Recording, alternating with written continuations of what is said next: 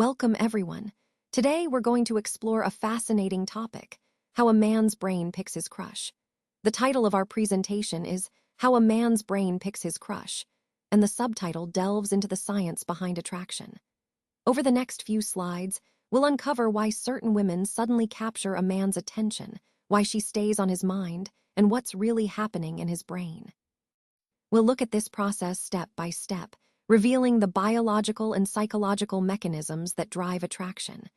By understanding this, men can gain more control over their emotions and decisions. So let's get started. All right, let's explore the 3 systems of male attraction that shape every man's romantic journey. First up is lust, the primal urge. This is really the foundation of everything. Lust is driven by testosterone, which is nature's way of motivating us toward reproduction. It's not about love or compatibility at this stage, it's about raw, instinctive drive. That initial spark that makes a man think, find her, impress her, don't miss this chance. That's lust in action. It sharpens focus, boosts confidence, and energizes pursuit, but it's also temporary.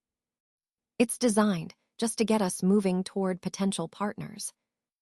Next is attraction, often called the obsession phase. When a woman stands out from the crowd, the brain responds by releasing dopamine, the reward chemical. That's what makes interactions feel exciting and pleasurable. Every smile, laugh, or message lights up the brain's pleasure centers. She becomes priority number 1. At the same time, norepinephrine kicks in, increasing alertness and excitement, raising heartbeat and creating that nervous energy around someone we desire. Interestingly, serotonin levels drop, which narrows focus only on her. That's why attraction can feel like a beautiful obsession. Your mind loops around her image, voice, and presence. It's not a weakness, it's just how neurochemistry works. Finally, there's attachment, the emotional bond. If the connection deepens, oxytocin, often called the bonding hormone, takes over. It's released not only during intimacy, but also through emotional sharing, trust, and support. This phase is all about security and loyalty, chemistry that keeps men invested even when things get tough. Attachment transforms that initial excitement into genuine devotion. So these 3 systems, lust, attraction, and attachment, work together, each serving a different purpose in the evolution of romantic relationships. Understanding them helps us see why men feel the way they do at each stage, and how these systems shape long-term bonds. So here's the core idea. Men often feel conflicted because their brains are running multiple programs at the same time. We have systems for attachment, lust, and attraction. Sometimes these systems overlap or even clash. For example, a man might feel lust toward one woman, attraction toward another, and attachment to someone else entirely. This creates what I call inner conflict. But here, the key point, this isn't about moral weakness or confusion. It's actually biology at work, running different scripts simultaneously. The brain's main goal isn't always to align these feelings. Instead, it's about maintaining variety and ensuring survival. Understanding this helps us see that what might seem like indecisiveness or inconsistency on the surface is really just these competing drives playing out in the mind. It's a natural, biological process, one that's designed to keep options open and adapt to changing circumstances. Have you ever noticed someone becoming more attractive to you over time? Well, that's actually a well-documented phenomenon called the mere exposure effect.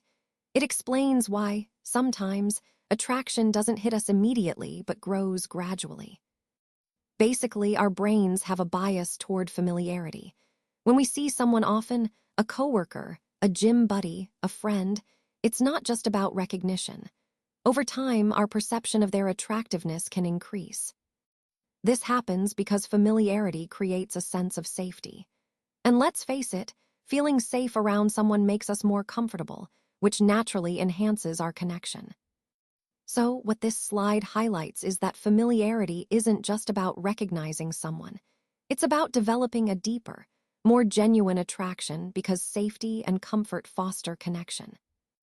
Remember, in the bigger picture, understanding this helps us see how relationships can develop subtly but powerfully over time.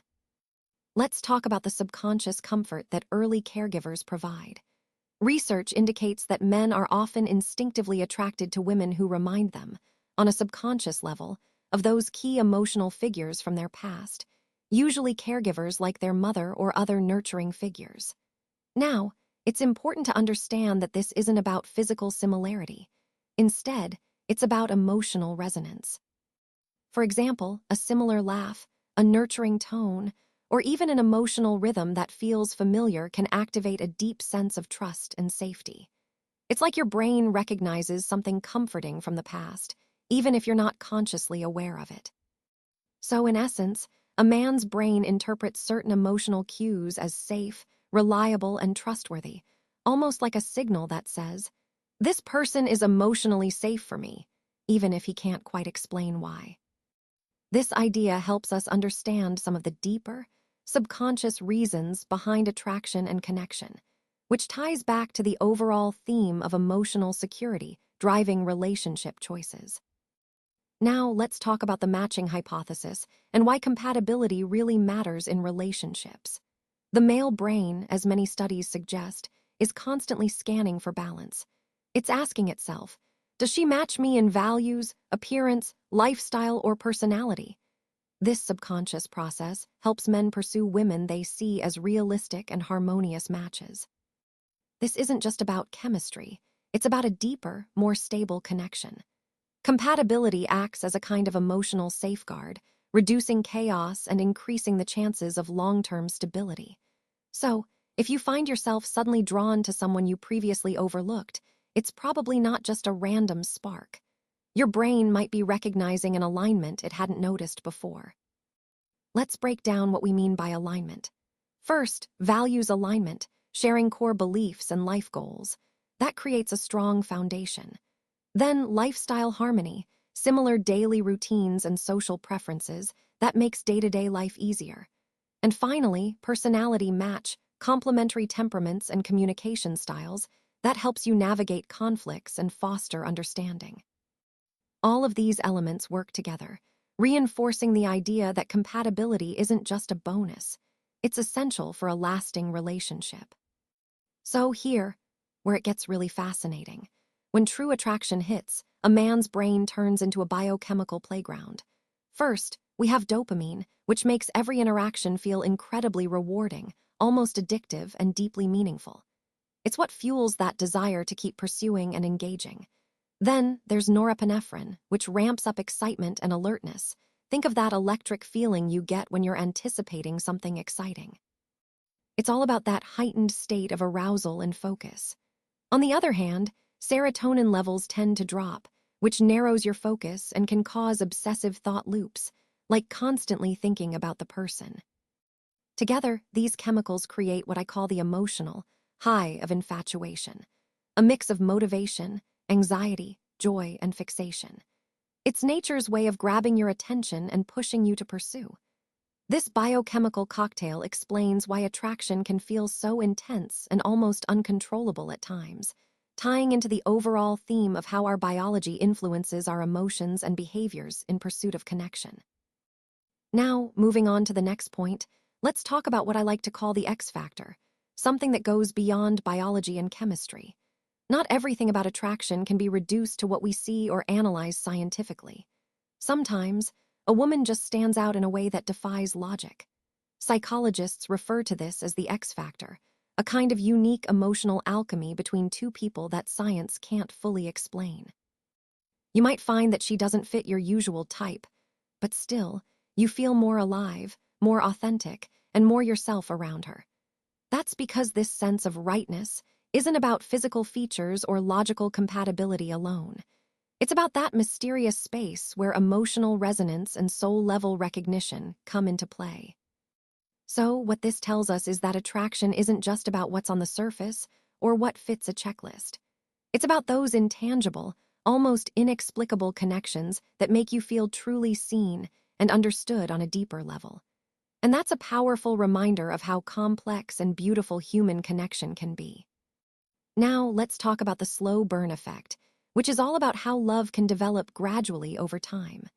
Unlike those moments of instant attraction that hit like lightning, some of the strongest bonds actually grow slowly through shared experiences, laughter, and emotional support.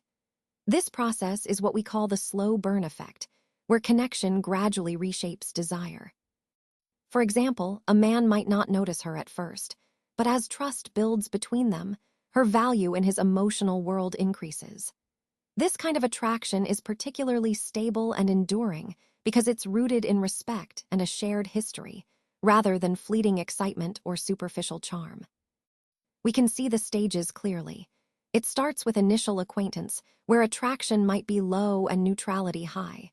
Then, as they share experiences, trust and comfort begin to develop. Over time, emotional support deepens and her importance in his emotional life grows. Eventually, this leads to an enduring bond, a stable, lasting attraction based on mutual respect. So, in the context of building genuine, meaningful relationships, the slow burn effect reminds us that patience and emotional connection often lead to the most resilient love. Now let's talk about the real lesson here. While biology certainly sparks desire, it's ultimately our choices that build love. Attraction begins in the brain. Yes, that initial spark is often driven by chemistry and instinct. It can make us feel excited, even a little obsessed, and that's natural. But here, the key point, chemistry might create that initial attraction, but lasting connection depends on what we consciously choose to do next. It's about communication, trust, and effort. These are the building blocks that turn that initial spark into something meaningful and enduring. Science helps explain why we feel attracted. Those biological responses are powerful, but it's our maturity, emotional awareness, and intentional actions that truly shape the relationship. And here's an important final thought. When you feel that magnetic pull toward a woman, recognize it for what it is, a biological program designed to get your attention. But remember, that's just the beginning. Attraction is instinctive, but love is a discipline. Your brain might pick the crush, but it's your character, your choices, that determine what happens next.